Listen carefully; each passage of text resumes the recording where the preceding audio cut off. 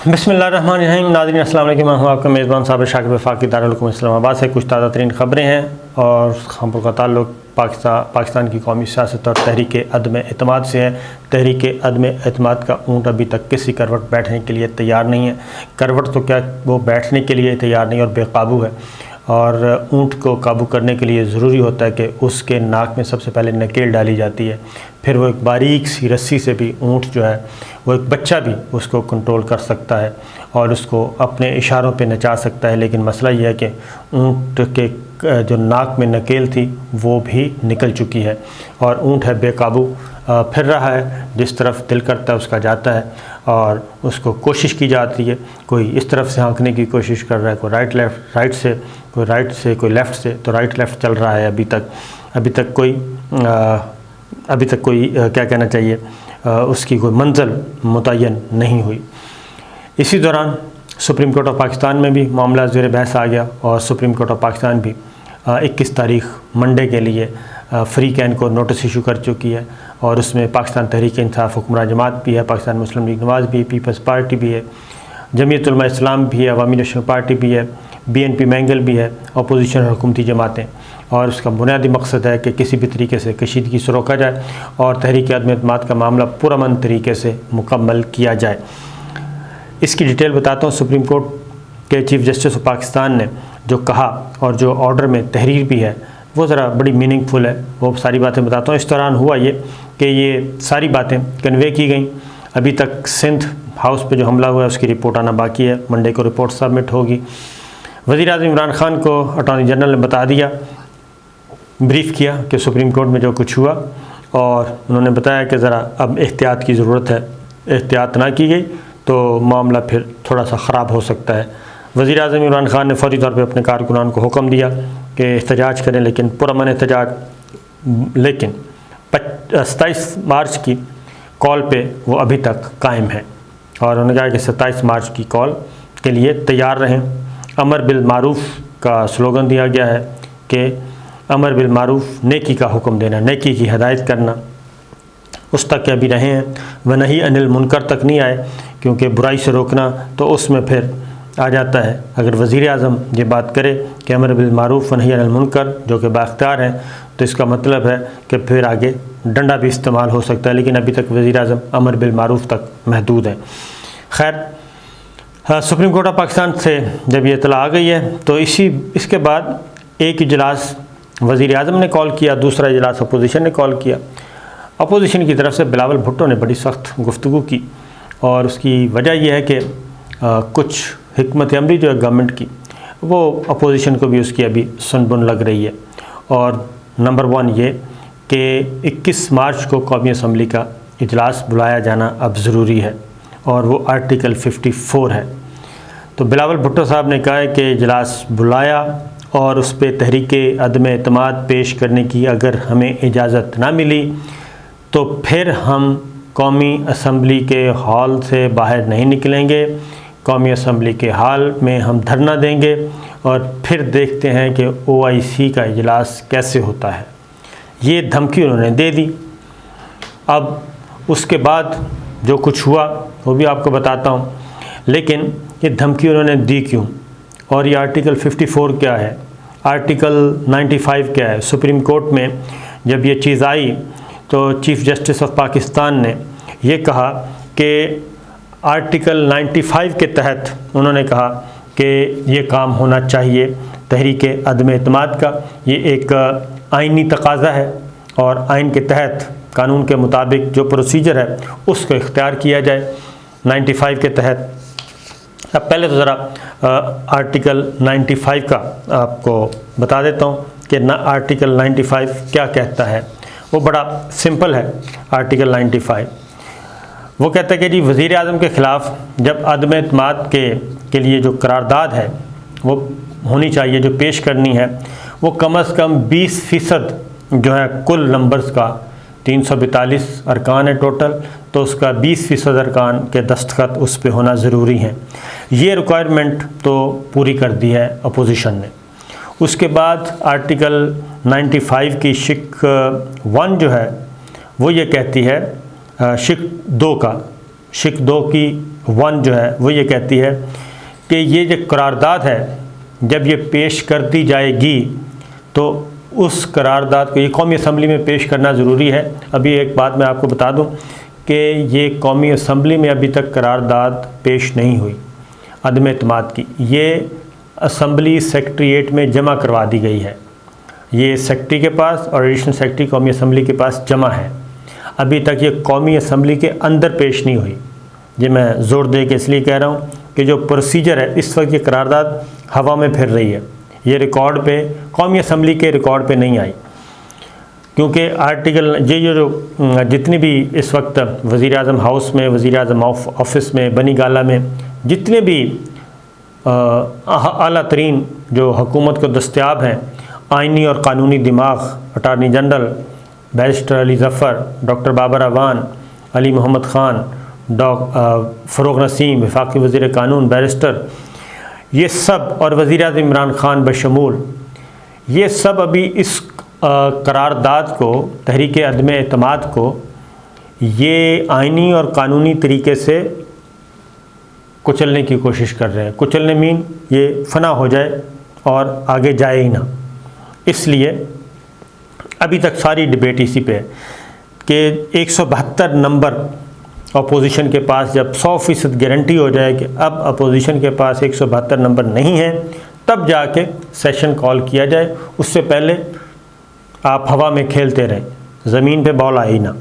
Article 95, पहले article 54 से शुरू करते हैं जी पहले तो, क्योंकि दोनों आर्टिकल इस वक्त ज़ेर बहस हैं।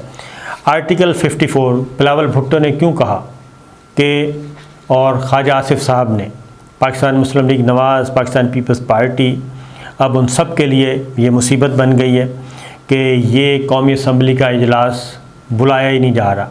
और ख़ास तौर पे बिलावल भुट्टो की धमकी के बाद तो हुकूमत सोच रही है ये 21 के बजाय 25 मार्च को इजलास बुलाएं, हम 21 को बुलाएं ही ना, और जब OIC हो जाए तब बुलाएं। और OIC ख़त्म होनी है 24 को, क्योंकि मेहमान होंगे, आहिस्ता आहिस्ता जाएंगे। तो आर्टिकल 54 है कौमी असम्बली के इजलास बुलाने से मुताल्लिक, और ये एक तो सदर ममलिकत ने बुलाना होता है इजलास, और वो तो कोई इशू नहीं है। लेकिन जो दूसरा है जो रिक्विजिट किया जाता है, यानी कि जो रिक्विजिशन जमा करवाई है अपोजिशन ने, और उसके लिए जो इजलास बुलाया है, ये आर्टिकल 54 का सब आर्टिकल है 3। उसमें जी कौमी असम्बली की कुल रुकनीत की कम से कम 1/4 तादाद के दस्तखती मुतालबा पर कौमी असम्बली का स्पीकर कौमी असम्बली का इजलास इस मुतालबे की वसूली से 14 दिन के अंदर ऐसे वक्त और मुकाम पर तलब करेगा जैसे वो मुनासिब ख्याल करे। वो जब स्पीकर ने असम्बली का इजलास तलब किया हो तो सिर्फ वही उसे बर्खास्त कर सकेगा। अब जो सदर ममलिकत इजलास बुलाते हैं उसको बर्खास्त करने का इख्तियार भी सदर ममलिकत के पास होता है। अब ये जो रिक्विजिशन के ज़रिए इजलास बुलाया जाता है, इसको बुलाने का इख्तियार भी स्पीकर के पास है, बर्खास्त करने का इख्तियार भी स्पीकर के पास है। लिहाजा हुआ ये है कि अब 14 दिन पूरे हो रहे हैं 22 तारीख को, 21 तारीख को। 21 तारीख आखिरी तारीख है कि जब कौमी असम्बली का इजलास हर हाल में बुलाना ही बुलाना है, क्योंकि रिक्विजिशन जमा हो 14 दिन हो जाएंगे 21 तारीख को पूरे, और इसीलिए आर्टिकल 54(3) जो है वो अप्लाई होता है इस पे। ये उसके बाद जब इजलास, क्योंकि अपोजिशन ने 2 तहरीकें जमा करवाई हैं, एक असम्बली का इजलास बुलवाने के लिए रिक्विजिशन और दूसरी तहरीक अदम एतमाद। अब ये दोनों असम्बली सेक्रेटरीट में पड़ी हैं। अब इजलास हो जाता है, पहली बात है कि अब गुमगू की कैफियत है कि इजलास बुलाई ना हम, उसके लिए आर्टिकल 54 की खिलाफ वर्जी तस्वुर की जाएगी। और इसलिए, और ये भी हो सकता है कि स्पीकर शॉर्ट नोटिस पे इजलास बुलाएं और 21 तारीख को इंतहाई शॉर्ट नोटिस पे इजलास बुलाएं और बुला के उसको फारिग कर दें और ख़त्म कर दें, और फिर वो जो तहरीक अदम एतमाद है वो फिर हवा में रहेगी, वो असम्बली सेक्रेटरीट में पड़ी रहेगी। ये बात ज़हन में रखें, क्योंकि स्पीकर सब कुछ कर सकता है। अब आते हैं आर्टिकल 95।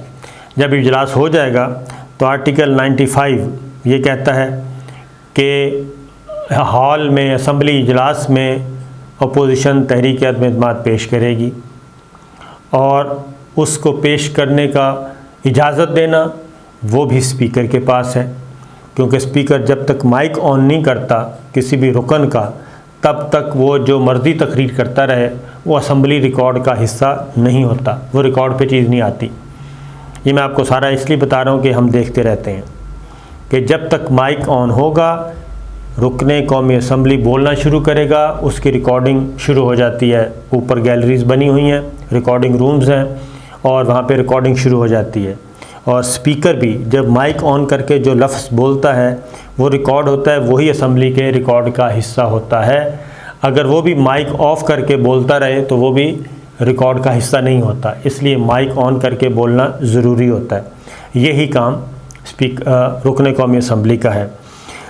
तो अगर स्पीकर कौमी असम्बली उस दिन इजलास, पहली बात है इजलास बुलाए, इजलास बुला के उनको भी इजाज़त दे, तो वो इजाज़त, अब यहाँ ये मसला बना हुआ है कि आर्टिकल 95 के तहत कि इजलास बुला लिया जाए, इनको इजाज़त न दी जाए। जहाँ पे बिलावल भुट्टो और अपोजिशन का जो इजलास हुआ है वो इसी माहौल, इसी हालात की वजह से, इन्हीं हालात की वजह से हुआ है कि हमारी स्ट्रेटजी 21 को क्या होनी चाहिए। और इसलिए मुस्लिम लीग नवाज़, पाकिस्तान पीपल्स पार्टी, जमीयत उलमा इस्लाम, अपोजिशन की तमाम जमातों के अरकान कौमी असम्बली को ये हुक्म दिया गया है कि वो हर सूरत में इस्लामाबाद में रहें। यही वजह है कि तमाम जो मुनहरिफ अरकान हैं उनकी भी हिफाजत की जा रही है, उनकी भी हाज़िरी यकीनी बनाई जा रही है। इसीलिए तमाम इत्तेहादी जमातों के अरकान इस्लामाबाद में मौजूद हैं कि कुछ भी हो सकता है किसी भी लम्हे। अब यहाँ पे है कि जब कौमी असम्बली के इजलास में ये करारदाद पेश की जाएगी तहरीक अदम एतमाद, तब इसका टाइम शुरू होगा।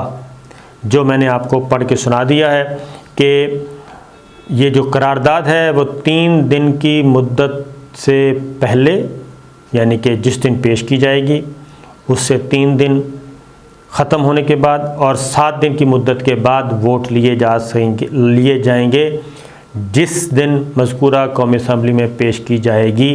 तो ये वहाँ से टाइम स्टार्ट होगा और करारदाद को कौमी असम्बली में पेश नहीं किया जाएगा, जबकि कौमी असम्बली सालाना मीज़ानिया की कैफियत नामे में पेश करदा रकूम मुतालबात, यानी कि जब बजट सेशन चल रहा है और उस वक्त जो इम्पोर्टेंट हो रहा है उस वक्त ये करारदाद पेश नहीं की जा सकती।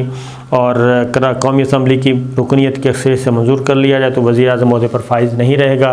ये है आर्टिकल 95 और ये आर्टिकल 54 जिसका झगड़ा चल रहा है।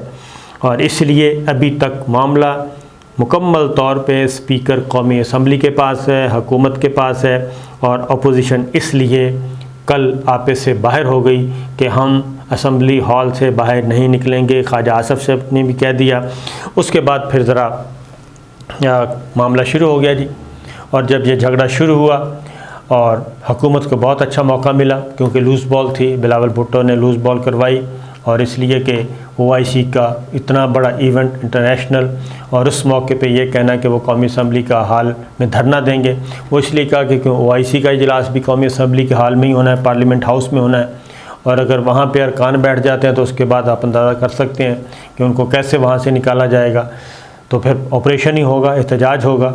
बहरहाल उन्होंने एक धमकी दे दी और उसके बाद फिर असद उमर साहब, फवाद चौधरी साहब, शेख रशीद साहब, शाह महमूद कुरैशी साहब, ये सब के सब मैदान में आए और सोशल मीडिया पे भी एक बहस चल पड़ी और उसमें बिलावल भुट्टो से कहा गया कि ये भारत का एजेंडा पूरा कर रहे हैं और यही भारत चाहता है और ये भी OIC को सबोटाज करना चाहते हैं। बहरहाल उसके फ़ौरन बाद फिर एक स्टेटमेंट आई और उसके बाद उसमें क्लियर किया गया कि OIC को बिल्कुल सबोटाज नहीं करना, OIC के इनेकाद में किसी किस्म का कोई खलल नहीं डाला जाएगा।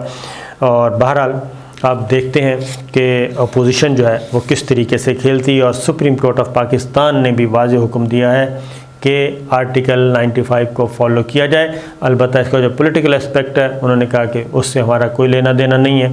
आर्टिकल 95 ये भी एक तरह से जो है वो मैसेज ही समझें आप, मंडे को मज़ीद इसमें क्लैरिटी आ जाएगी। दूसरी जानिब अभी तक सियासी जलसों की जो दरख्वास्तें आई हैं PDM की तरफ से और पाकिस्तान तहरीक इंसाफ की तरफ से 27 मार्च 26 मार्च के लिए, उस पर डिप्टी कमिश्नर कहते हैं अभी तक हमने गौर नहीं किया।